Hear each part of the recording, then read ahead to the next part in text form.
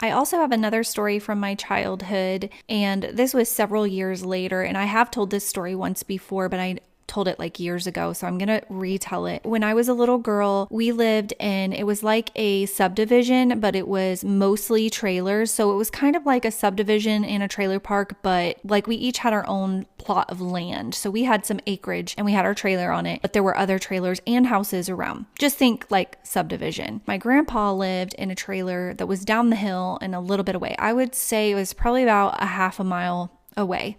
And again, this was in the 90s. My mom let me do things. I think she's absolutely crazy now that I'm a mom, but I also have to keep in mind that it was in the 90s and that's what they did back then. You'll have to let me know if you did crazy stuff like this when you were a kid too, if you were raised in the 80s and 90s. But she would just let me walk to my grandpa's, and she would let me also walk around with a neighborhood kid too, who was also a teenager. And that's a whole other story. I loved to collect rocks. So I had this little bucket, and the roads in that subdivision were gravel. So I would take my bucket, and on my way to grandpa's, I would collect rocks. Well, I had collected a busted brake light or something. I don't know why I thought that was cool at the time, but I did, and I had it in my bucket of rocks. When I was walking down the hill, out of the trees came this kid with a couple of other kids, and I will tell you more about his story in a minute because it's crazy. They jumped out of the woods at me, and they were holding a knife, and it was covered in blood, and he held the knife up to me and said to give him my bucket or he was going to kill me. My life flashed before my eyes, so that is a true thing that does actually happen. At least it happened to me, and which was a very short reel because I was so young.